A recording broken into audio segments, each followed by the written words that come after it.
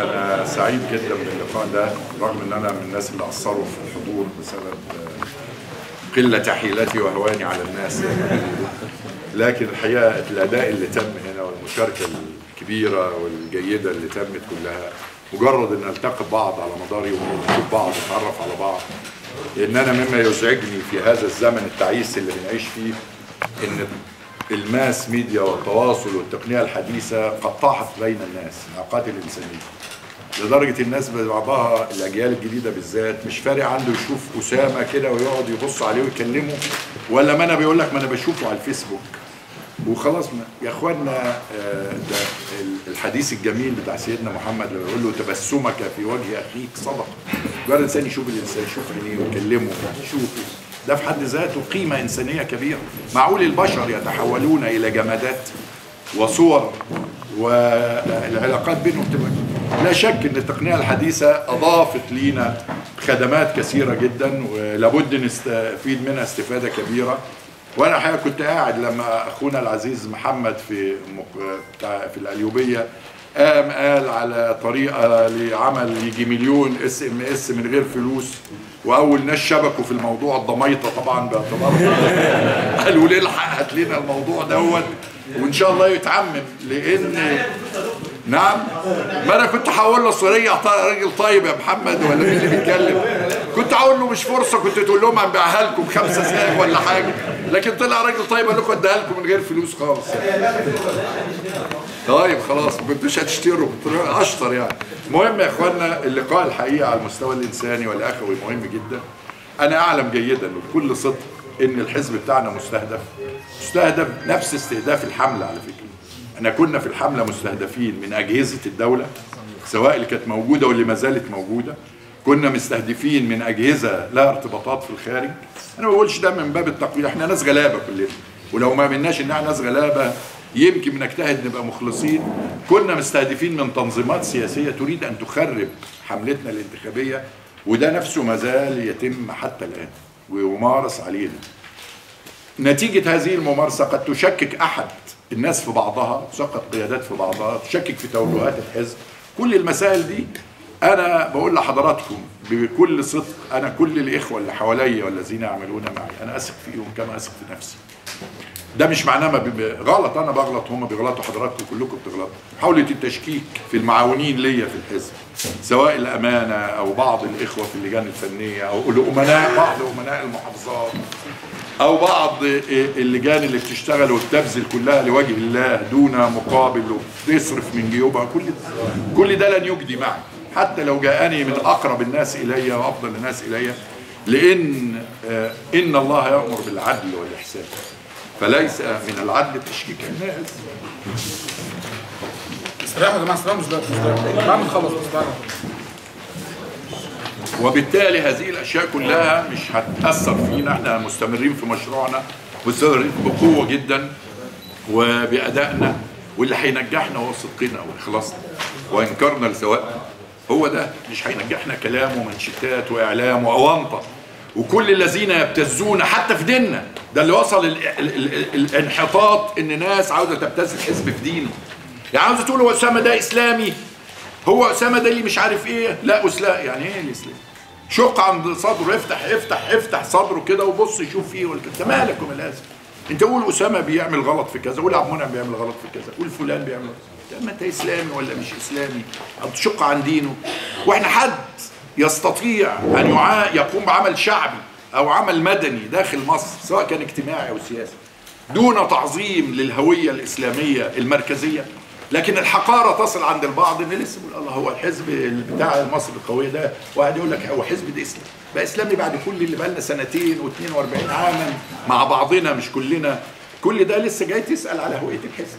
وهو ينفع واحد عنده اي قدر من الاخلاص والذكاء يعمل في مصر وانت بتتكلم؟ لكن احنا لن نبتز ونجيب ربابه ونقعد نضرب عليها طول النهار اسلامي اسلامي اسلامي، واحد يقول لنا سلام عليكم نقول له اسلامي، واحد يقول لنا تعالوا مش عارفين نقول له اسلامي وكده. مش هنعمل ده، محدش هيبتزنا ولا حد ايضا هيبتزنا عن الطرف الاخر. احنا اللي مؤمنين بيه هنمارسه وهنعمله، وعندنا ثقه كبيره في بعض وبيننا وبين بعض. واللي يوم ما احد يضيق عليه توجهاتنا ويضيق عليه ادائنا ويضيق عليه علاقتنا نحن لا نحب، مش عاوزين نقول له غادرنا ومع السلامه، لا، سنظل نحرص عليه ونتحمله. ولو شفتوا لاخوانكم سواء في الامانه او في المكتب السياسي او بعض قيادات الحزب في المحافظات او كلها بيتحملوه من الاخرين ومن الناس ومن التجريح ومن الاساءه ومن الاهانه، حضراتكم هؤلاء انا اعتز بهم جميعا واقدرهم، وهو محل ثقتي جدا جدا جدا، ولن يشككني احد في من يعاونونني، وده كان دأبي على مدار حياتي كلها. كل اللي بيحاول يشككني يا اما في كلام موضوعي بتقول ان فلان غلط في كذا فنراجعه في الغلط، واذا كان حادث وتراجع عنه وقال ان ده غلط وصلحه وخلاص. ده انسان، مش هشطب عليه باستيك عشان غلطه وقع فيها وان خلاص وتتحول علاقاتنا مش رخيصه الى هذا الحد. الانسان صاحب العلاقات الرخيصه اول ما اخوه اسامه ولا اخوه احمد يقول له كلمه او يتصرف تصرف غلط غلط غلط يروح شطبه. ده انسان رخيص وعلاقاته رخيصه، احنا علاقاتنا غاليه. فلو اي واحد غلط انا يكفيني حينما يخطأ حتى لو في حقي او في حق الحزب ان يقول فعلا ده غلط، ويكفيني ان يقول ده غلط او انا اصلحه، هذا يكفي، وظل مقامه وقدره وثقتنا فيه كبيره جدا، وليست محل لا تشكيك، ولا نسمح ولا حد هيخترقنا ويخترق حزبنا لا بالتشكيك ولا بالمال ولا باي وسيله من الوسائل. وانا بعتبر نفسي بكل في خدمه هذا الحزب واظل مسؤول عنه لغايه ان شاء الله جمعيته العموميه ما تتم، وحينئذ سوف اكون عضوا عاديا في هذا الحزب اخدم فيه ويشرفني ان اخدم فيه. احنا مش عاملين رحله كشاف ولا عاملين رحله عشان نتفسح في شرم الشيخ، احنا عاملين مشروع للوطن هنبنيه وهنتعب ونعرف انه لا توفيق لنا الا باخلاصنا وانكارنا لذاتنا وحرصنا على بعض، وان احنا ما نفرطش في بعض برخص حينما يكون احد مننا بيبحث عن مصلحه فلم يجدها، او حينما ده كل ده احنا مش هنعمله. معتزين بكل اعضائنا، بنصبر جدا جدا وصدرنا رحب جدا، ولم يشتم احد في هذا المشروع ولم يجرح احد في هذا المشروع مثل العبد الفقير، ولكن ده كله لا تأثير لي عليه ولا يغير من موقفي من إخواني والذين يعملون معي في أي شيء. أنا الحقيقة مسرور بالمشاركة البسيطة اللي شاركتها مع إخواننا في الحزب.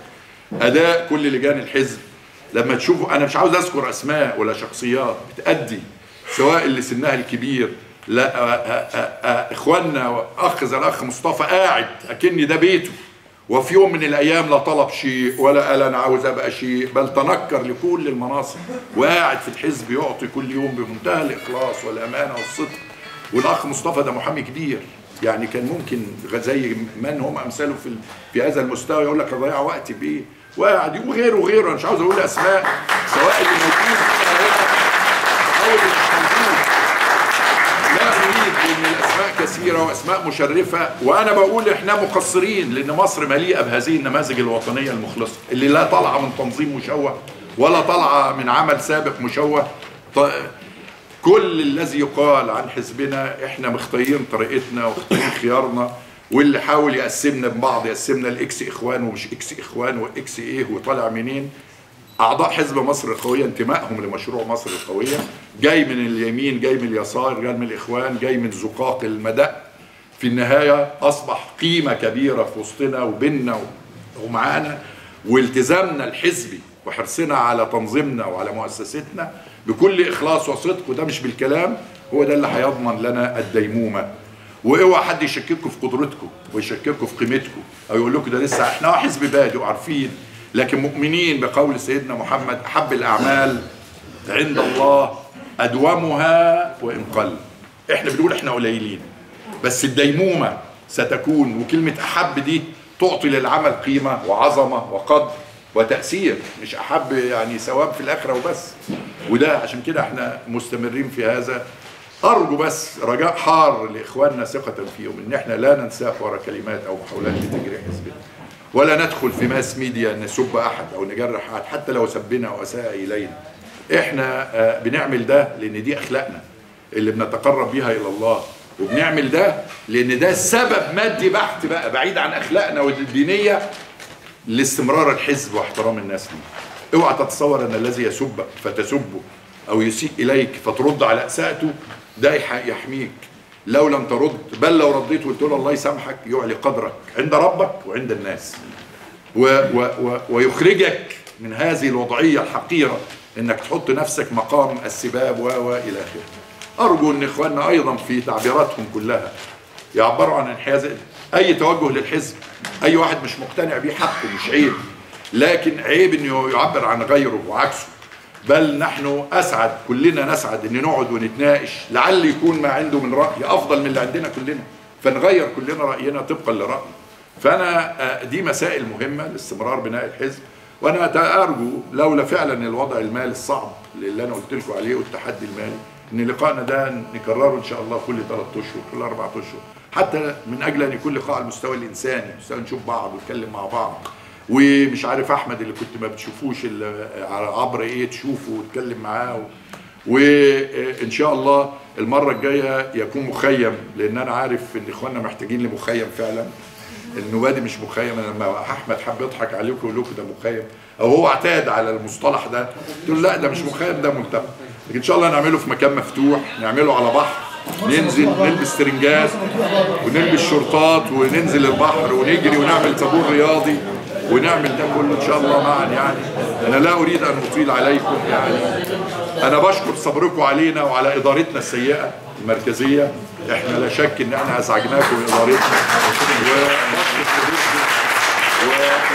جميعا نستمر في ادائنا، لاننا ما زلت مؤمن بشباب مصر ومؤمن برجال مصر المملوءه بالنفائس التي ما زالت مدفونه، ودي مسؤوليتكم انه تطلعوا النفائس دي وتذهبوا اليهم وتقول لهم تعالوا معانا احنا في خدمتكم، مش تعالوا معانا عشان نعمل عليكم رؤساء ولا زعماء، تعالوا عشان احنا راغبين في خدمتكم من اجل الوطن ومن اجل ناسنا واهلنا واصحاب الفضل علينا. متشكرين، وانا متاسف طولت عليكم، وشكرا والسلام عليكم. انا معلش بستاذنكم باسمكم، يعني في معانا جنود مجهولين يعني تعبوا معانا مش يومين بس، قبل المخيم او قبل الملتقى بيومين 3. الزملاء اللي هم المساعدين الاداريين في الحزب، استاذ نبيل العسقلاني والفريق الاداري معانا،